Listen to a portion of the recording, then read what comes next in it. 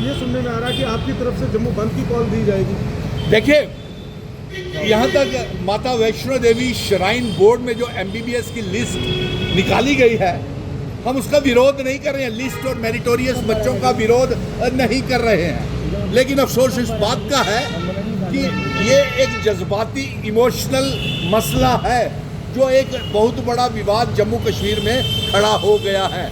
इसलिए हमने ये चेतावनी दी है कि अगर JP नड्डा साहब जो यूनियन हेल्थ मिनिस्टर हैं और उसके साथ LG मनोज सिन्हा साहब जो चेयरमैन हैं माता वैष्णो देवी यूनिवर्सिटी के, और उसके साथ ये जम्मू कश्मीर जो यूनिवर्सिटी और जम्मू कश्मीर यूनियन टेरिटरी जो है ये होम मिनिस्टर साहब के अंडर आती है, तो इसलिए हमारी ये मांग है कि बिना समय गवाए जल्द से जल्द इस लिस्ट को, जो सिलेक्शन लिस्ट है, इसे रोका जाए और जो मेरिटोरियस सेलेक्टेड बच्चे हैं उन्हें भी इंसाफ दिया जाए और उन्हें किसी गवर्नमेंट मेडिकल कॉलेज जम्मू में भेज दिया जाए या गवर्नमेंट मेडिकल कॉलेज कश्मीर में भेज दिया जाए।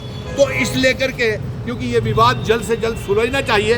ये मजहबी रंग जम्मू वर्सेस कश्मीर हो रहा है और इसके साथ साथ बहुत सी सामाजिक संगठन, धार्मिक संगठन के जज्बातों को ठेस पहुंच रही है।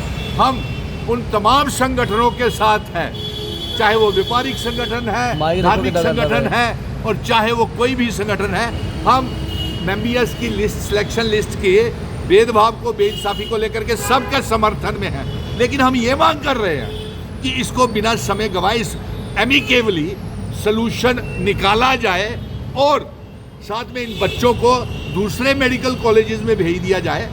अफसोस तो इस बात का है, पहले ये विवाद बढ़ना ही नहीं चाहिए था, क्योंकि JP नड्डा साहब यूनियन हेल्थ मिनिस्टर हैं, prime minister Narendra Modi ji Bharatiya Janata party के, LG साहब भारतीय जनता पार्टी में, फिर ये विवाद क्यों खड़ा हो गया?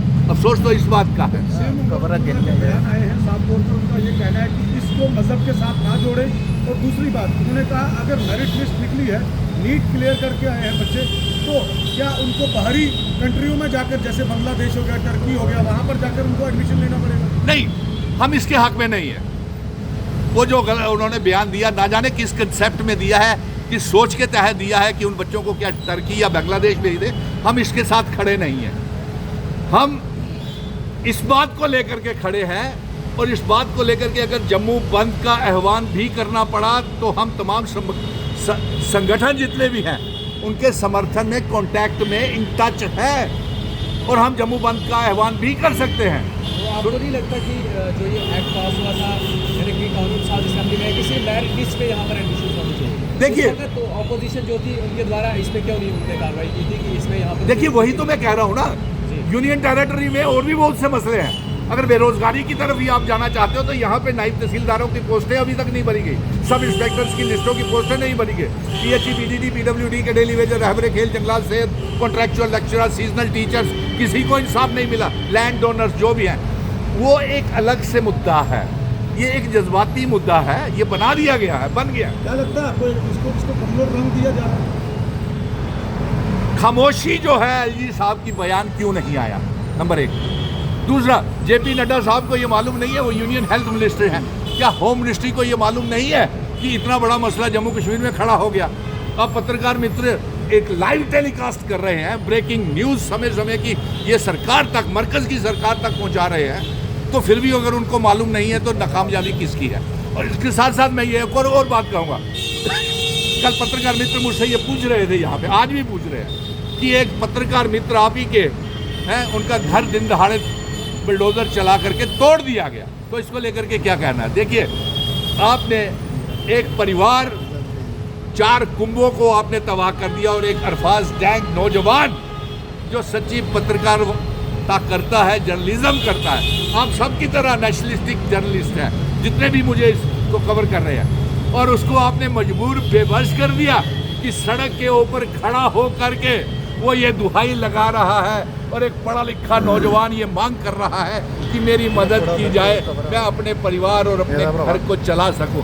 शर्म की बात है, अफसोस की बात है। तो डिम्पल जी, ऐसा नहीं लग रहा इसी को जंगल राज कहते हैं? हम दिन दहाड़े आदमी जला दिए जाते हैं, हाथ काट के ले जाते हैं, किसी के घर तोड़ दिए जाते हैं, इसी की शुरुआत है ना जंगल राज की? देखिए, पत्रकार मित्र अपना अपना रवैया है, अपना अपना कहने का ढंग है। बिल्कुल सही कहा आपने, कहीं ये यूपी का मॉडल तो नहीं यहाँ चल रहा है, या गुजरात मॉडल या बिहार मॉडल तो नहीं चल रहा। हम इस तरह, आपका कहना ठीक है, क्योंकि इससे पहले भी हमने देखा कि गुज्जर समुदाय के नौजवानों के साथ दिन दहाड़े उनको गोली मार दी जाती है, परवेज़ अहमद। और इधर पिक एंड चूज़ के तहत 20 लाख कनाल ज़मीन वो बहुत से नेताओं ने, जो एक्स डिप्टी चीफ मिनिस्टर और एक्स स्पीकर्स रहे हैं, उन्होंने कब्जे किए हुए हैं। नगरोटा में, जानीपुर में, एक्सेलशियर लेन में, उनके ऊपर कोई हाथ नहीं डाल रहा। और एक मज़हब खास के अरफाज डैंग और एक खास मज़हब के लोगों की मेरिट्स लिस्ट के ऊपर विवाद क्यों खड़ा हो जाता है? डॉक्टर ये फारूक अब्दुल्ला को भी बटेटिंग है, जो मकान है वो कहीं ना कहीं वो भी लोग अब सोशल मीडिया पे डाल रहे हैं कि वो मकान भी हटाना चाहिए क्योंकि वो भी जेडीए लाइन है।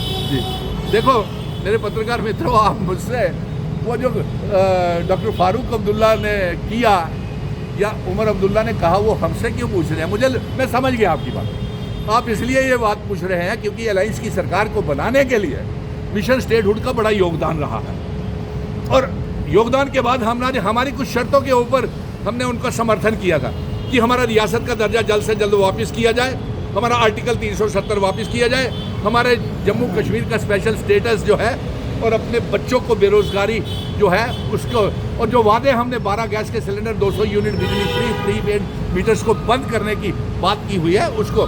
लेकिन आज खास तौर के ऊपर हम ये चेतावनी दे रहे हैं, देखिए हमें मेरिट्स लिस्ट के बच्चे, जो MBBS लिस्ट के बच्चे हैं, वो हमारे बच्चे हैं। नंबर 1, उनको इंसाफ मिलना चाहिए।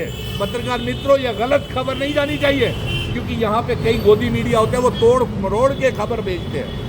इसलिए वो बच्चे भी हमारे हैं, और ये माता वैष्णो देवी श्राइन बोर्ड भी हमारा है। हम ये नहीं बोल सकते कि बाबा बर्फानी के दर्शन करने के लिए पालकी में कंधे पे उठा के एक मुस्लिम ही माता वैष्णो देवी के भवन में लेके जाता है, घोड़े वाला, पिट्ठू वाला लेके, और माता भोलेनाथ के दर्शन भी वही करवाता है। यहाँ भाईचारे को ठेस पहुँच रहा है। इसलिए मैं हाथ जोड़ करके वो ये कह रहा हूँ कि यूनियन मिनिस्टर साहब, इस विवाद को जितनी जल्दी हो सके एमिकेबली, शांतिपूर्वक इसका हल निकालें, वरना जम्मू बंद की तरफ जा रहा है। आपको क्या लगता है?